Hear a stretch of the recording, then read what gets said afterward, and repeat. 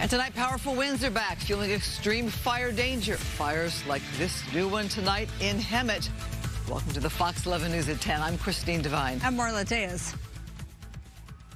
I'm Alex Michelson. After a historic day and night in Washington, we'll bring you complete coverage of the Trump inauguration, but we want to begin back at home with those dangerous winds. Meteorologist Star Harvey in for Adam tonight, kicking things off. Star. Yes, thank you for that, Alex. And yes, not as cold as where you are out there with those temperatures in the teens for this evening. As for us, temperatures are in the 40s and 50s across most of the area. We do have some 30s up in Lancaster, 50 in San Bernardino. We do drop it down low tonight, though. Look at that 17 there in Lancaster. It may feel like what Alex is out there experiencing. 15 in Big Bear, 44 in Ontario for tonight. Our biggest issue, not so much our temperatures, more so our winds and dry conditions, with also our relative humidity being on the low side. Winds kicking up across Palmdale about 12 miles, over in Oxnard 16 miles, and down in Santa Ana 15 mile. We do have a little bit of a gust as well. Our gusts mostly out towards the Inland Empire, but if you take a look up and towards, I'd say Santa Clarita, moving through portions of Camarillo, Agora Hills also, I am tracking some of those heftier gusts, also down across portions of the Orange County region. A red flag warning, it is in effect now, does not expire until tomorrow. So all of this pink magenta colored area here. But if you pay attention to the circle that we have in this highlighted pink area, this is our particularly dangerous situation where we're expecting those winds across the coast and the valleys to get as high as 70 miles per hour, and across our mountains and our foothills included in that, about 60 to 100 mile per hour winds moving across the area. We, in addition to that red flag warning, have a high wind warning. Powerful and damaging winds could be gusting upwards of 60 to 80 miles per hour plus across this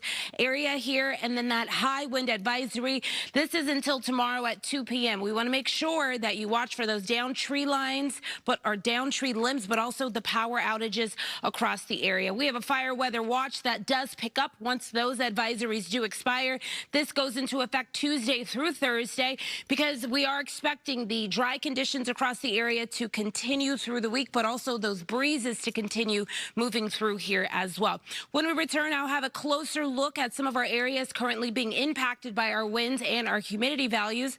But for now, we're going to go ahead and toss things on out to Ed Lascos, excuse me. Ed is out there right now in Santa Clarita. Ed, I know that it is pretty windy out there, right?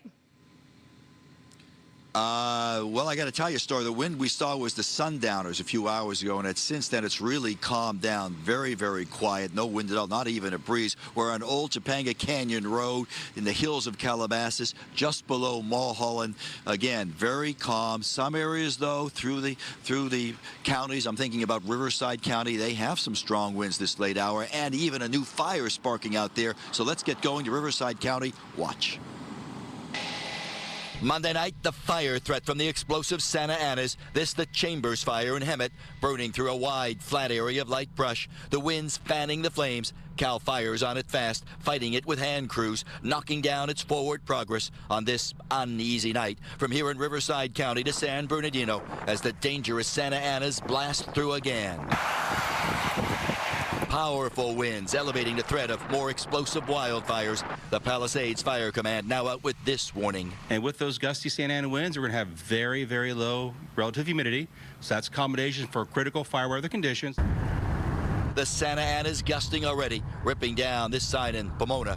Here at LA County Fire Station 150, firefighters getting ready, deploying extra resources right through the city and the county. A strike team with its several engines and its crews all on standby here at the Pacoima warehouse. We're set up here with 5 engines and a battalion as a strike team. We're able to monitor our radios, and if there's any fire starts within LA County, we start moving in that direction. Large sections of LA and Ventura counties now under what the Weather Service calls a particularly dangerous situation warning from the high winds and the low humidity. That as containment grows on the deadly Palisades fire. There's still an open flank, though, with no containment towards the northwest end of that fire zone, where hotspots could send dangerous embers flying into unburned fuel. No wonder this latest threat from the dreaded Santa Anas has everybody nervous. I wouldn't say nervous, but just on edge, ready to go. Every time these winds pick up, I get very nervous. I live very close to the canyons, and we've had several fires where we've had to evacuate. Now live, that is really the feeling out here. I got to tell you, some folks nervous, others on edge. No doubt everybody will be looking out their windows through the night, checking the trees to see if there's any kind of movement with the winds blowing through here. I have to tell you, one neighbor walked by a little while ago, about a half hour ago, and he said he's not looking at the winds or the trees. And I looked at him. I said, "You're not?" And he said, "I'm looking back there, making sure there's no glow in those hillsides." That's how serious the situation is out here with these winds expected over the next few hours. For now, we're live Calabasas. Back to the west side we go. All right, Ed, thank you. An update now on the Palisades fire. Tonight, firefighters are making a steady progress there. It's now more than 60% contained. The fire's burned more than 23,000 acres, has destroyed more than 6,000 structures. Right now, crews are repairing damage, clearing fallen trees, and fixing down power lines with utility teams.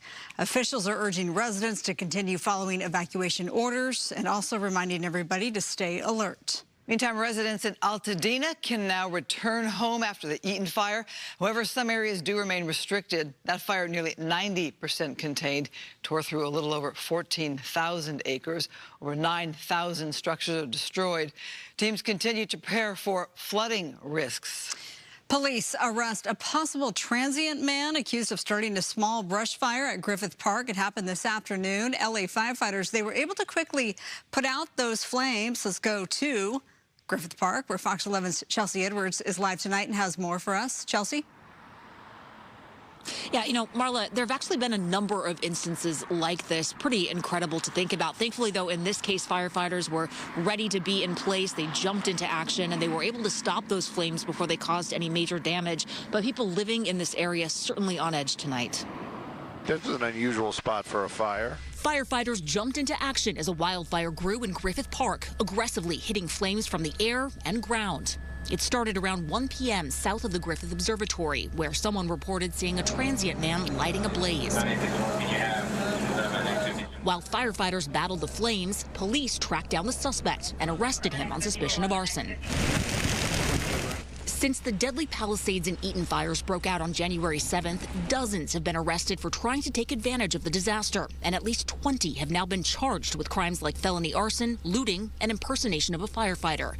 On Sunday, authorities announced that 2 fake firefighters from Oregon were caught in the Pacific Palisades in an actual fire truck. One of them, a convicted arsonist. This individual have purchased the vehicle through an auction, and they have been in the area for about a couple of days.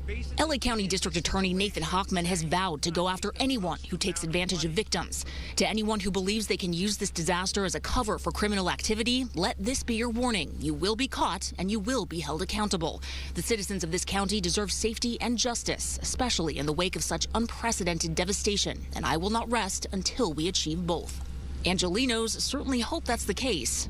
I feel like we're already trying to come together as a community to take care of people who have lost their homes. And so it's just very disappointing to hear that amidst all of that positivity, there are people who are willing to go out of their way to actively make somebody's day or life worse. They must be really desperate to do something like that. Must be. Now, the man who was arrested for allegedly starting today's fire was at least the 9th person arrested for arson since these deadly fires began. It's just hard to know what these people are thinking. Marla and Christine.